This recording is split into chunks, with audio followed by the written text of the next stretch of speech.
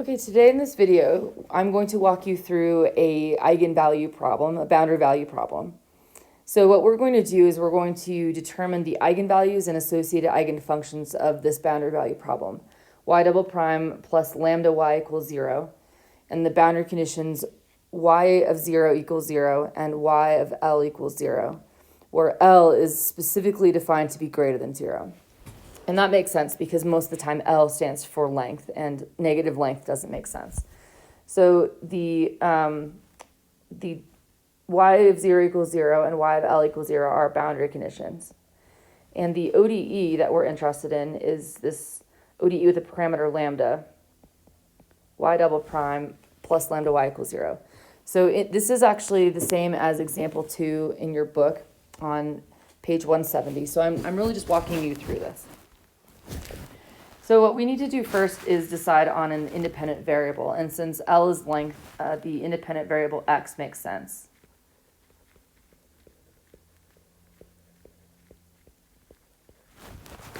Oftentimes you'll be given the independent variable, but it should be actually quite obvious in context of the actual problem. And most of the time this is associated with a physical problem. Okay, so what you saw in exercise 2 is that we had these ODEs with, or these boundary value problems with an actual number in for lambda.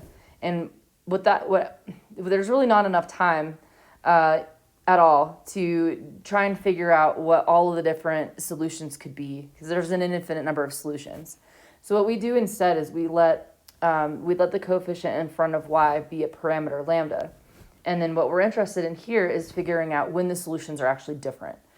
So these solutions end up being different when lambda is different signs. So what we're interested in here, what we're going to try and figure out in this particular case is we need to consider 3 different cases.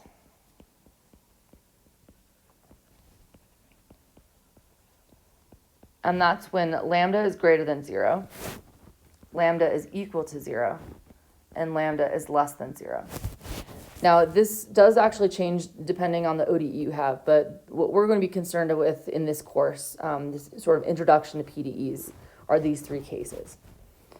Okay, so what I recommend as you watch this and start to do these on your own is to develop a process that makes you do this the same exact way every time. It's really easy to miss steps and to mess stuff up. So the more you practice the exact same way every time, the more, just the easier it's going to be for you to get through all of the steps. Okay, so I'm going to show you the way that I do it every single time. And I'm not making extra steps just so you can follow it. This is literally how I do it every single time. Okay, so the first thing I do is draw an outline right here. So I'm going to do case 1. Lambda is greater than 0. Case 2, which is lambda is equal to 0. And case 3, lambda less than 0. So I personally like to start with case 2. Oftentimes it's the easiest one. So you are welcome to start wherever you want, but this is just the way that I do it. So for case 2, lambda equals 0 means that it actually eliminates the y term in the ODE. So I always write the ODE out in each case. So the ODE that I'm interested in solving here is y double prime equals 0. So if you integrate this twice, the solution is y of x equals ax plus b. All right?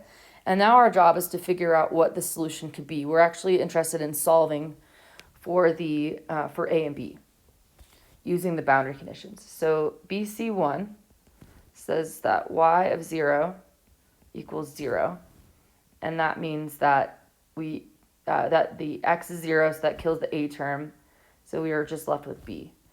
And by our powers of elimination, process of elimination, we can quite easily see that B is equal to 0. So then what I do is I rewrite the solution y of x each and every time after I solve for a boundary condition. So that means that b is 0, so all I'm left with now is ax.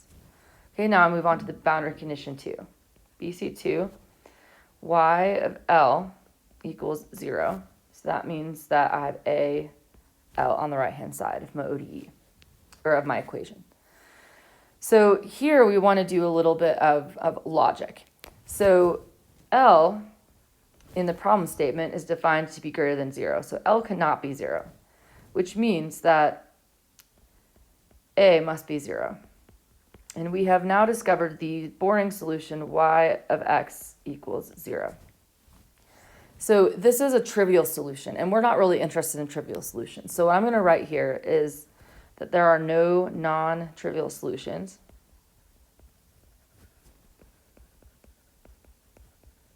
in the lambda equals 0 case. And then what I do is I circle it so that I can immediately see where my solutions are to each case. Okay, so the next thing that I like to do is I like to do the negative case.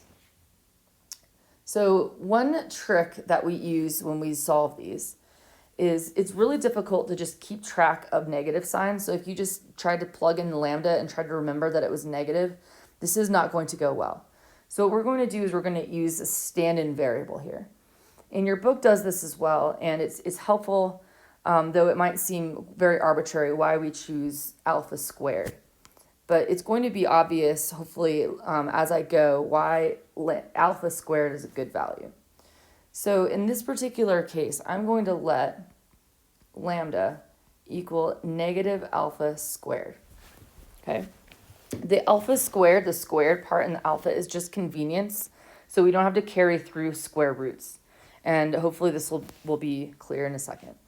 So the ODE that I'm interested in this case now is y double prime minus alpha squared y equals 0. Okay, and so remember back to ODEs, my trial solution is in the form of y equals e to the rx, right? And if you plug that in, your auxiliary equation is r squared minus alpha squared equals 0. Okay, so solving for r is actually equal to, so if I add alpha squared to both sides and I take the square root, what I get is plus or minus alpha as r. And this is one of the reasons why we choose alpha squared, so that you don't have to carry through square roots everywhere. Okay, so that means that my solution, my general solution, y of x is equal to a e to the alpha x plus b e to the negative alpha x. Okay, so this is what you would normally write, and you would be correct. But the problem is that because e to the x is never 0, we can never get rid of one or two of the terms in order to solve for the other coefficient.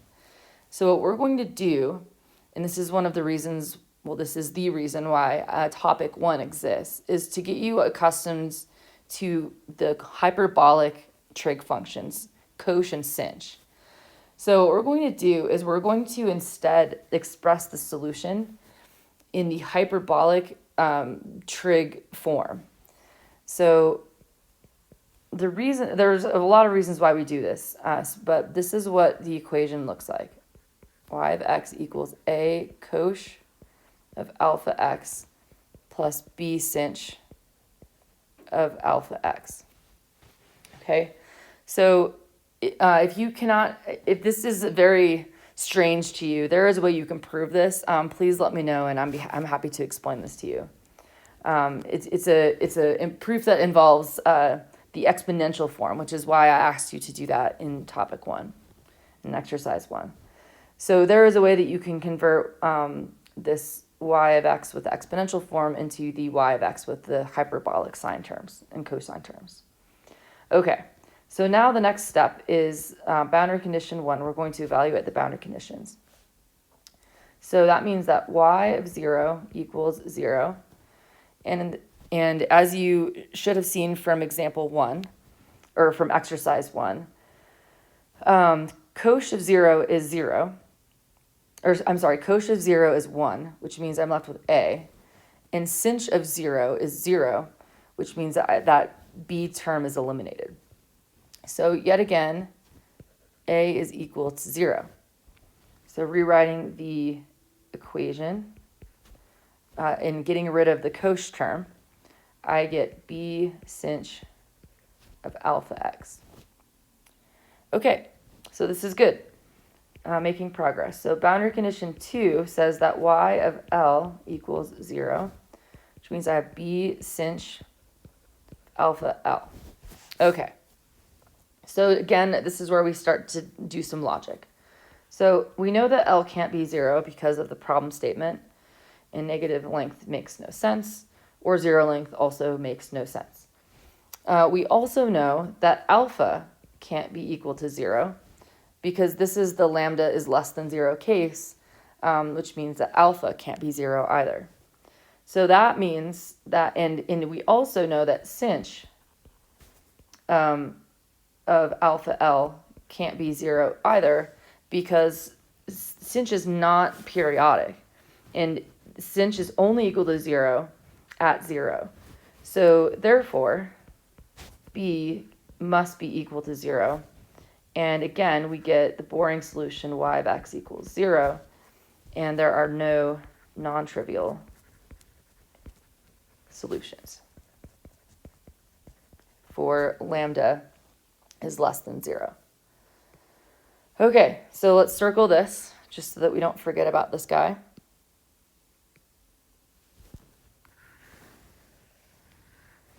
And you're probably suspicious, and you'd be correct, that we're going to get something different in the lambda is greater than 0 case. Okay, but we're going to start out the exact same way.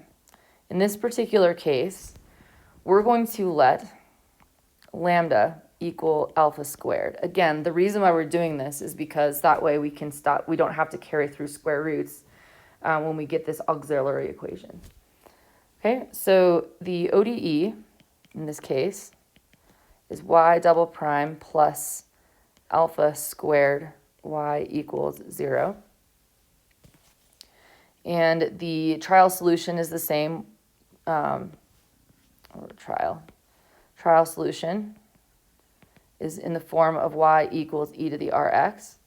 Our auxiliary equation is r squared plus alpha squared equals 0. Okay, so in this particular case now, r is equal to, so if you subtract alpha squared, now you get a negative. We're going to take the square root of that. So you get plus or minus alpha I. So we have an imaginary, purely imaginary solution here. So this purely imaginary solution is going to give us the sine and cosine form. Remember Euler's formula. So we're going to use the cosine version instead of the cosh version or the exponential version of the solution. So y of x is equal to a cosine alpha x plus b sine of alpha x. Okay? And we proceed the exact same way as I've done in the previous two cases. So boundary condition 1, y of 0 equals 0, which equals, all right, so cosine of 0 is 1, so I get a, and then sine of 0 is equal to 0, which kills the b term. So again, poor a is always equal to 0. And then I rewrite the equation, and this time with a is equal to 0, b sine of alpha x, okay? And now BC2, boundary condition 2, tells us that y of L equals 0, which is equal to b sine of alpha L. All right, so this is where things get really interesting. So we know that alpha is not equal to 0 because we are in the lambda is greater than 0 case, or the alpha is greater than 0 case. We also know that L is not equal to 0. And what we're really hoping is that b doesn't equal 0, otherwise we have all non-trivial solutions. So if we assume b is not equal to 0 here, it turns out here that sine of alpha L equals 0 for some very specific cases, since since sine is periodic. So sine of alpha L equals 0 when alpha L is n pi. So if alpha L is n pi, some sort of multiple of pi, then sine of alpha L is equal to 0. So all we really do at this point is we're just going to solve for alpha. So I'm going to call this alpha sub n, now that we've invoked this n over here. Alpha sub n is equal to n pi over L. And remember that alpha squared is equal to lambda. And what we really are interested in here is lambda. So lambda sub n is equal to alpha sub n squared, which is equal to n pi over L squared. And what we have just discovered here, what we have found here, this is green color, is lambda sub n is an infinite sequence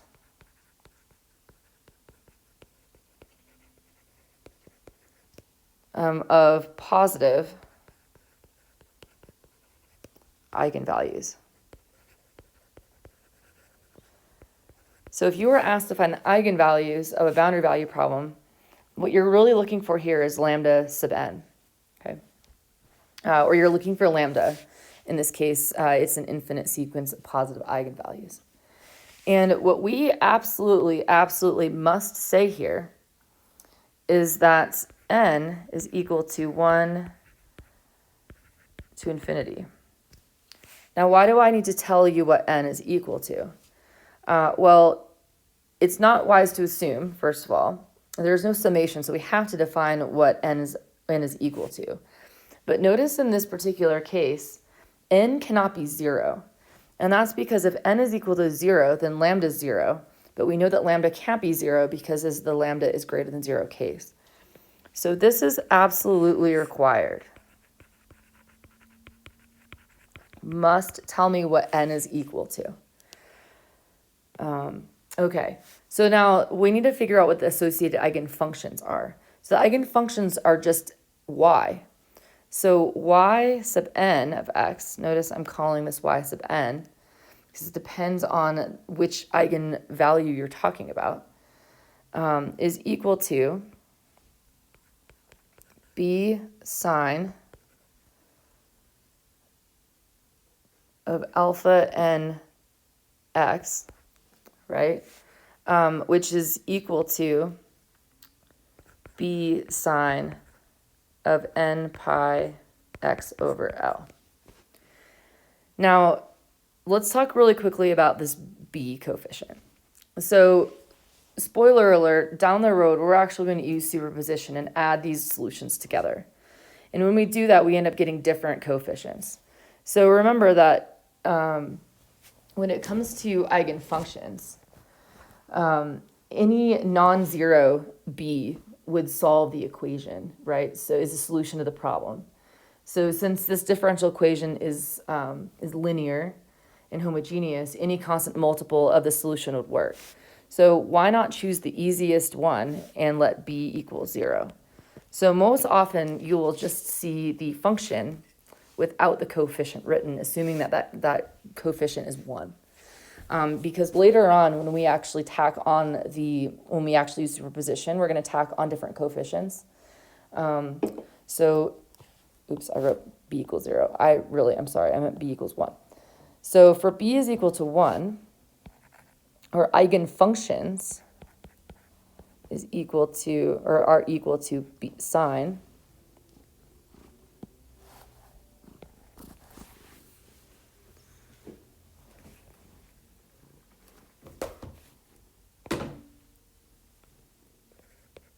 of n pi x over L.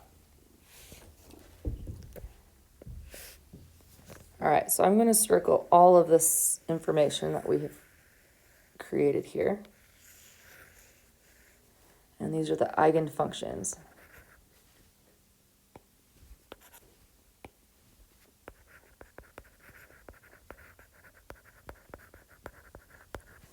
And those are the eigenfunctions associated with the eigenvalues, lambda sub n. Okay? So I know this is a lot to take in, but I strongly encourage you to develop a process and do it the same way every single time so you won't miss any steps.